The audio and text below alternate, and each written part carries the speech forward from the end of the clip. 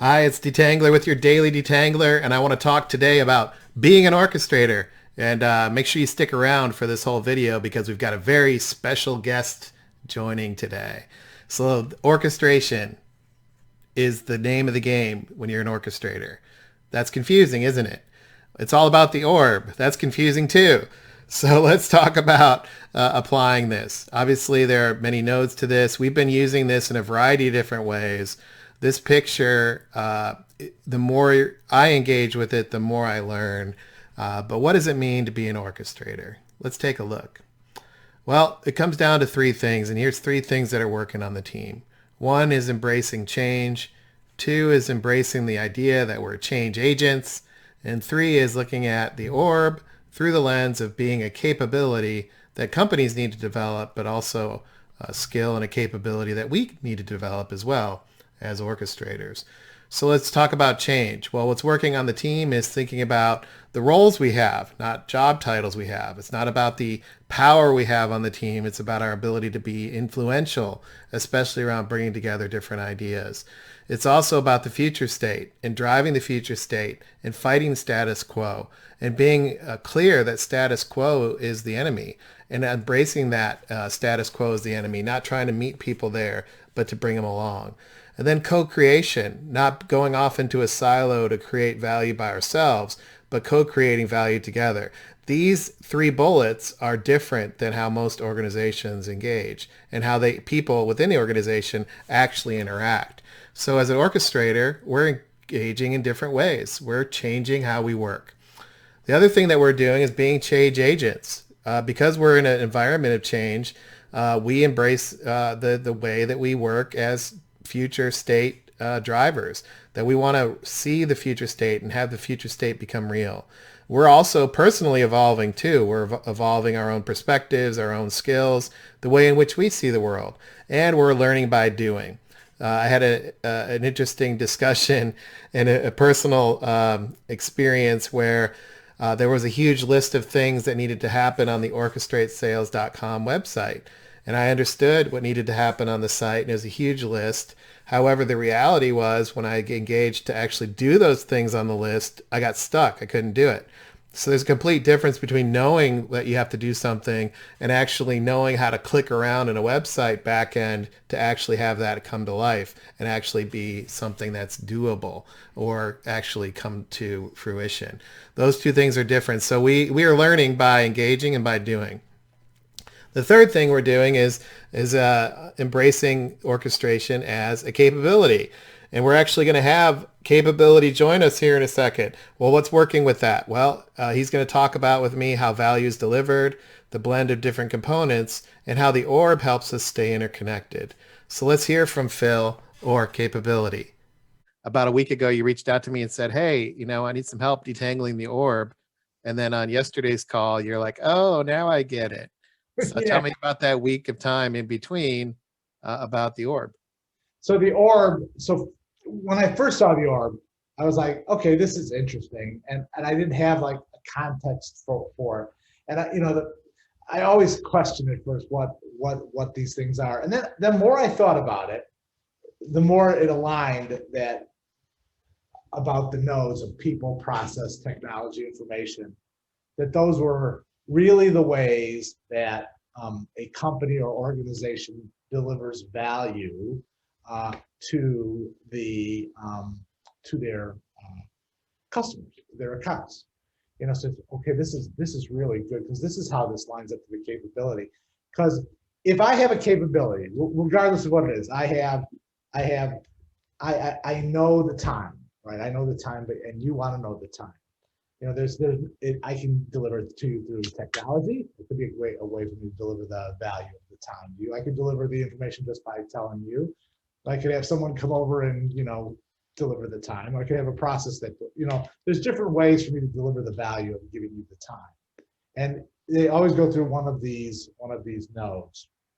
So then I'm like, okay, so why did Scott, or why are there connections between them, and why are they labeled? Is there more to than just the associating how the capability value is delivered through these through the nodes. And then when he put out workflow yesterday or the other day, and he said workflow is the combination of people and process. And you go, yeah, because people have to go through a work process is workflow is a process, but workflow is how people go through that process, or the action of going through the process. So then we talked about how information and people are insights, and technology and process is automation, and process and information is governance, and people and technology is efficiency, we thought the other day. And then there was the technology information one. And there's been a couple emails this today, and we're trying to untangle this. And then we've got the lines that go between the other parts of the node. So you've got, and they're not all covered here because it would be a holy mess if you started to put all of them together. But workflow, there's a line between workflow and efficiency, and I'm not, and I don't know what that is yet. So, and there's a line between workflow and insights. So that's theirs as well. So my journey was that I was looking at it from one perspective, and then this enlightenment of the actions or the activities of how the two delivery mechanisms or the nodes interact. So with the outcomes being in the center, that was the other thing that we talked about, that these are all in pursuit of that outcome, or I always look at it as delivering value. So that was how I perceived it always. So that was that. That's my thought. That's where my head is at now. Now we're going into this SES session, and I'm sure I'll walk out of there with some other insight. Well, one of the things that I'd love to hear is how would you summarize it? Because your capability, that's your role, capability. So is orchestration, or is this orb a capability that companies need to develop? And then if so, why? Or if I not, think the orb is actually a lens for how value is delivered as capabilities, right? So if I have a capability that is going to be like to deliver, so take IQVIA for example, because they're the easy one that we're all talking about. They have all these great, knowledgeable, experienced people on their payroll. They're in their organization. They've been doing data science and oncology for 20 years. That is a capability. The capability are those people. Those people are a capability because they have all this knowledge and knowledge base that they can help to help their customers. It's a way to orchestrate with their customers through their people, to help them along their journey.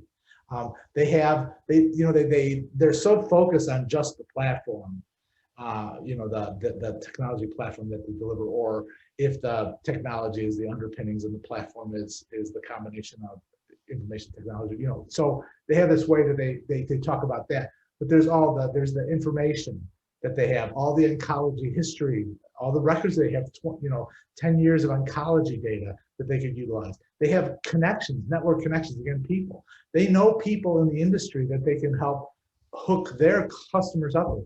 They have processes that they've put in place on how to onboard people and onboard new customers, or they do data migration. And those are all capabilities that they have. And each capability lines up with one of the nodes on the orb, or maybe even the new connections between the org. They might have a workflow inside their organization that uses their people and their process to deliver value to their customers. So the lens is not, the capabilities are what's delivered, the outcome, but those capabilities are delivered through the orchestration of the org, through the people, process, or now the connections, workflow, insights, the pieces as well. So that there's the value is the delivery thing. The thing they're delivering is the value is delivered through a capability that's orchestrated through the orb. Great value. I love it. And I think for me, this conversation really maps to our principle of leading with you, right? So you're talking about it from your lens, what this means to you. You're embracing your capability profile and sharing what's your perspective. And I'm learning a lot from that. And I think that's great, because I'm learning personally that the more I talk about the orb, the more clear it gets by engaging with it. And I appreciate that. Thank you. So what advice would you give for people trying to actually apply the orb? That's our so what for this detangler is using the orb and applying the orb in different situations, just like we did here. What advice would you have for somebody, Phil? So from my perspective and my role on how I've been utilizing the orb is to take the capabilities and use the orb as the lens to deliver value. So Yeah. I look at it as sort of a prism that the light goes through to deliver the value to the customer, and from the capability side. That's my Yeah.